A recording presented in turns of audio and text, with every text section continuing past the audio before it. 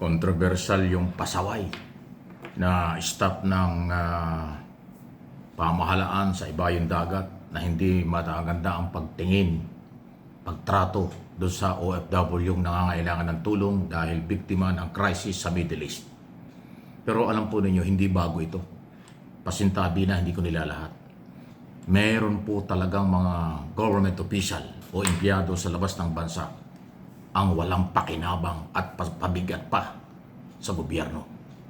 Kaya palagay ko napapanahon na magkaroon ng evaluation at recall ang mga inirereklamo ng OFW ng mga government official at empleyado ng mga ating kinatawan. Ito man ay sa under ng Department of Migrant Workers o Department of Foreign Affairs. Pakinggan muna ninyo ito at bago tayo magbigay ng iba pang opinion tungkol ho dito sa nangyari ito. Kaya hindi mo masisig magagalit ang Malacanang diyan. Ang taong walang puso sa pagsisilbi ay walang puwang sa administrasyon ni Pangulong Ferdinand R. Marcos Jr. Ang utos ng Pangulo ay asikasuhin ang lahat ng ating mga kababayan, lalong-lalo na yung mga naiipit sa Middle East. Kung hindi po nyo nais na magsilbi sa ating mga kababayan ng buong puso, kayo na po ang voluntaryong bumitaw sa inyong posisyon. Kaya, Hindi rin ba? yan ho yung sagot ng Pangulo ng Malacanang tungkol dyan. Although ang Pangulo ay nasa Estados Unidos, dyan ho nakarating lang sa kanya yung, nag-viral kasi yung video na pinapauwi, wala na daw ayuda. Grabe, ano? Nagsisimula pa lang, hindi pa nga nakakarating sa tao, wala na. Baka may corruption dyan. Sinasabi nung kinatawan ng mga tauhan ng Department of Migrant Workers sa ibang bansa, wala daw ayuda at ang order daw galing sa Maynila. Isipin mo yan. Malinaw na pagsabotahe. Nagpunta na yun yung OFW para humingi ng tulong, ganun pa yung sinabi. Wala na daw ayuda at pinapauwi kaagad-agad. Umuwi na kayo, walang ayuda. Ano yun? Tanong lang ito, hindi kaya anti-Marcos yung empleyadong yan? Baka Duterte supporters yan. Alam mo naman yung mga anti-Marcos hanggang ngayon, kahit anong mangyari, kahit saan, talagang hindi maitatago yung kanilang pagiging anti-government. Kahit yung kailang posisyon ay ginagamit, nagagamit, ayan. So, Secretary Kakdak, hindi sapat na i-recall yan. Dapat yan i-dismiss mo sa serbisyo. Walang kakwenta-kwenta yung staff na yan. Yung tao mong yan. Na nagtaray pa at arrogante ang dating sa harap ng OFW yung nasa crisis ang kanilang kalagayan. Ulitin ko, matagal na pong reklamo ng mga OFW. Actually, maraming OFW walang tiwala sa mga opisyalis at tauhan natin sa abroad. Kahit nung araw pa, yan ay problema ng paulit-ulit. Pero laging may nangyayaring ganyan kasi itong mga opisyalis ng gobyerno dito sa Manila, sakalang umaaksyon pag may ganyan. Hindi consistent yung kanilang pagdisiplina. Pagre-recall sa mga pasaway ng mga government official. Pinapasweldo kayo ng dollar para maglingkod dyan at ang paglilingkuran nyo, OFW, mga Pilipinong nangangailangan ng tulong, ganyan ang inyong ginaan-aasal. Nahingi ng tulong, sasabihin nyo, wala na, wala pa naman kayo na ibibigay. At pinapauwi nyo, pinapaalis nyo sa opisina naman para ang tingin ninyo squatter, ang tingin ninyo ay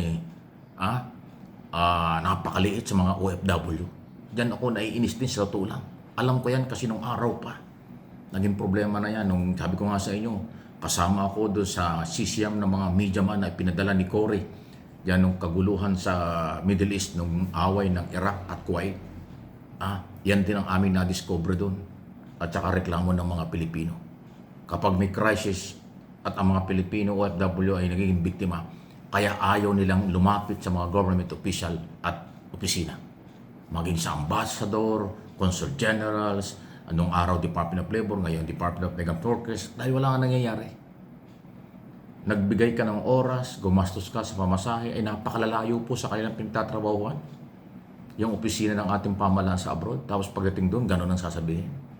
Hindi ka inaasikaso, matatara yung empleyado, arrogante, at parang utang na loob pa ng mga Pilipinong lumapit sa kanila. Ganyan po, kaya ang akin recommendation at pwedeng dapat nilang gawin, magkaroon ng matinding orientation at i-recall ang lahat ng may record na pasaway na empleyado at opisyal ng gobyerno. Useless ang programa ng gobyerno, tutulong sa OFW. Pero pagdating sa ganyan, ala naman. Ala talaga. Kung meron man kakaunti. At pagkatapos ng ganyang crisis, tahimik na sila. Yung government official, department secretary dito, wala nang gagawin. Samantalang dapat continuous ang pagbibigay ng sanction, pagre-recall, pagbibigay ng kaparusahan, kung ano man dapat gawin sa isang government official na nasa labas ng bansang hindi nagagawa ang kanilang trabaho.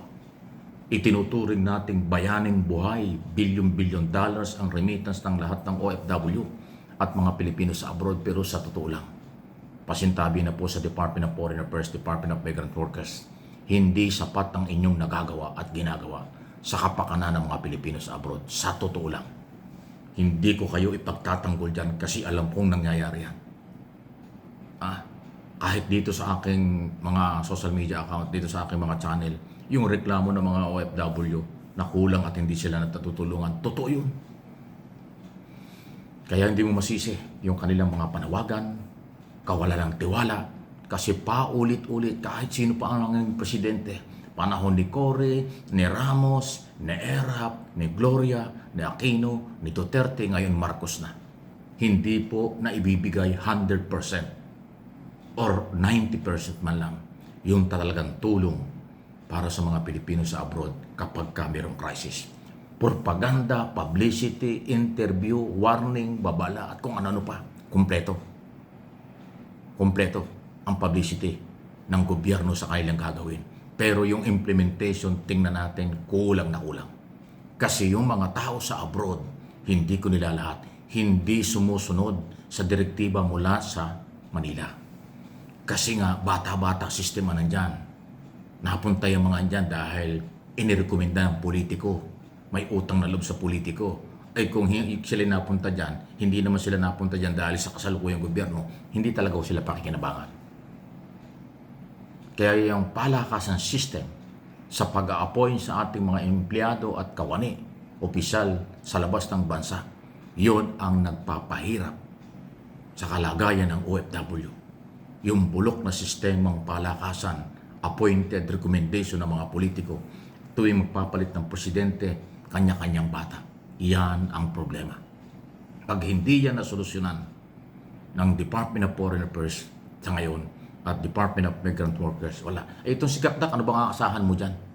Dating OWA yan, dating POA administrator yan, Philippine Overseas Employment Administration. Palipat-lipat lang ng pwesto kung anong ginawa niya ng POA, anong ginawa ng OWA, ngayon DMW, anong gagawin niya? Wala rin. Maniwala kayo. Wala namang tapang yan si Kaktak para kastiguhin ng mga tao niya. Press release, interview, warning, hanggang doon lang yung mamang yan. Issue lang po. Pero yan po talaga ang totoo. Ako naniniwala na ang mga Pilipino sa abroad, ano man ang kanilang kasarian, ano man ang kanilang paniniwalang pampolitika, sagrado, silang merong karapatan at may obligasyon ng Pilipinas, tulungan sila. Pero itong mga tao ni Pangulong Marcos na ito, hindi ako kontento dyan. Marami ho talaga dyan pasaway.